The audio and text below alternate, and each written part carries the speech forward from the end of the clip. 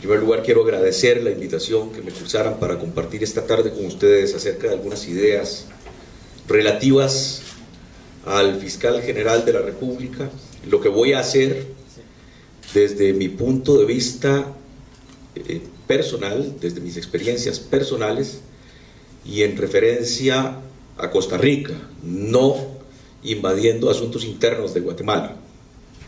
Es importante pensar en el cargo de fiscal general de la República, porque en un Estado con un gobierno presidencialista y con un sistema de justicia penal acusatorio, las dos personas, los dos funcionarios que tienen mayor poder son el presidente de la República y el fiscal general de la República. El presidente de la República y el fiscal general tienen el poder de decidir, de diseñar y de ordenar que se ejecuten políticas de Estado bajo su propia responsabilidad individual. No se tiene que discutir con nadie más, son los responsables de detectar las necesidades sociales y tomar las decisiones que correspondan. Uno en la política general de administración del Estado, el presidente, y el otro en la política de persecución penal. Por esto incluso en muchos países se garantiza que los salarios más altos del gobierno son los del presidente de la República y los del fiscal general. Lamentablemente en Costa Rica no es así. Es importante lo que aquí se ha dicho con relación a la independencia del fiscal. Si bien el presidente de la República debe vincularse a un partido político para poder ser transparente en cuanto a su pensamiento e ideología, para que el ciudadano que vota sepa a qué atenerse cuando le pone el dedo, como decimos en Costa Rica, a un partido determinado, a un candidato determinado. En el caso del fiscal general debe ser totalmente independiente, debe guardar una distancia muy clara con relación a los partidos políticos, debe ser, si se pudiera, apolítico, no debe tener militancia, no debe ser una persona cercana a los grupos económicos, pero tampoco debe ser un militante o cercano de sindicatos u organizaciones de presión. ¿Por qué? Porque es el llamado a diseñar una política de control de legalidad de alguna manera. Ejercerá control sobre el presidente, ejercerá control sobre los ministros, sobre muchos funcionarios públicos con poder, y para eso tiene que mantenerse distante. Es, si se quiere, un centro ético sobre el cual debe gravitar la persona del fiscal general, para no despertar sospecha, porque muchísimas veces el fiscal general podrá acusar al presidente o a los expresidentes y podrá dejar de acusar a presidentes o expresidentes, y eso no significa que tenga preferencias por uno o por otro.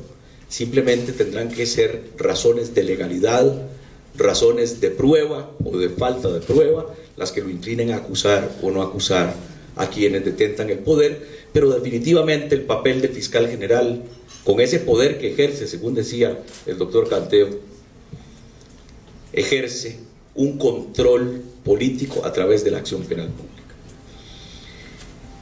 Es importante que sea independiente, además en sus criterios. No debe estar vinculado a los criterios de nadie más, ni debe practicar lo que se llama el populismo punitivo, es decir, no debe acusar porque el público quiera o dejar de acusar porque el público quiera. Esto es lo que se conoce como el carácter contramayoritario, que también es un extremo ético que debe practicar y ejercer el fiscal general. No puede levantarse en las mañanas a ver los periódicos para ver qué piensan la opinión pública, no puede ver estadísticas para determinar, o encuestas para determinar a quién acusa o a quién no acusa. La justicia es un asunto de la Constitución y la ley, no es un asunto de popularidad. Y por eso, de alguna manera y con el mayor respeto, disiento en parte de la opinión de la doctora que me precede en cuanto señala que el fiscal debe tener alguna compañía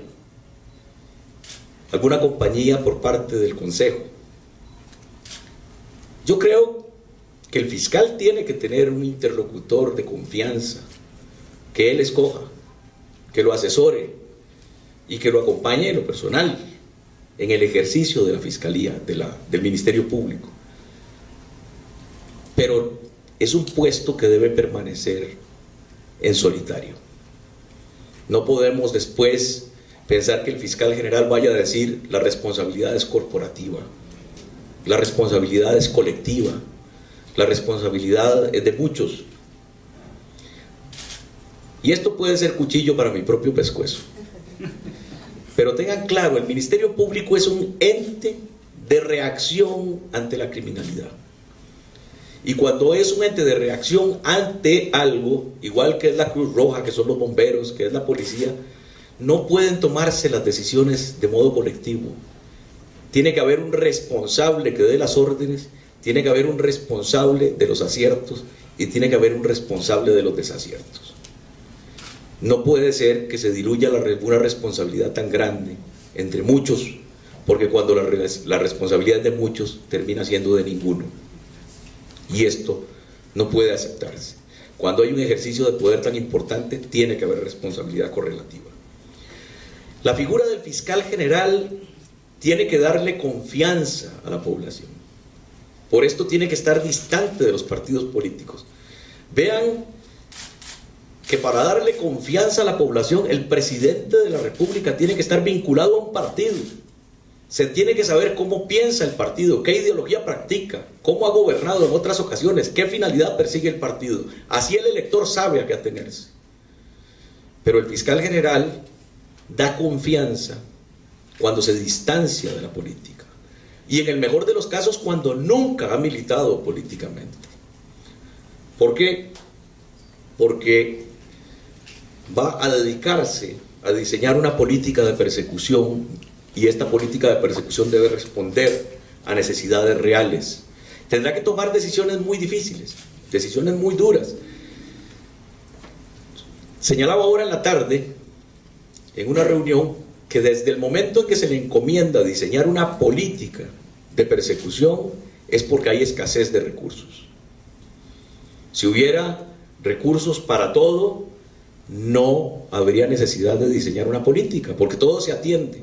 La política significa priorizar, es decir, destinar la mayor cantidad de recursos humanos y materiales a los problemas que más lesionan a la sociedad, atender en mediana forma los problemas que lesionan de mediana manera los bienes jurídicos tutelados por la Constitución y por las leyes. Y habrá decisiones tan duras como para decir: este sector de delitos no se pueden atender. Y no se pueden atender porque hay escasez y la mayor parte de los recursos se va a dedicar a lo que más lesiona a la sociedad. Y pongo como ejemplo el caso de los delitos contra los derechos de la propiedad intelectual. Yo asumí la responsabilidad personal en Costa Rica de no perseguir delitos contra la propiedad intelectual, a menos que atenten contra la salud de los consumidores o estén vinculados a narcotráfico, lavado de dinero o terrorismo.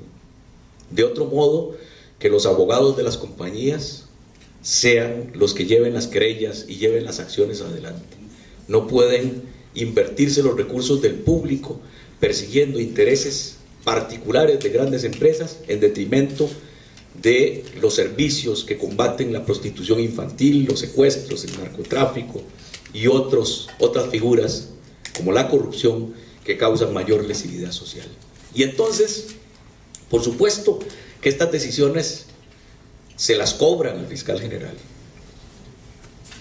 Y siempre hay que tener argumentos claros, transparentes, coherentes, racionales y convincentes para poder contestar a las interrogantes, a las preguntas que nos hagan los periodistas, que nos hagan los empresarios, que nos hagan los medios, porque de otro modo el Ministerio Público cae en una deslegitimación.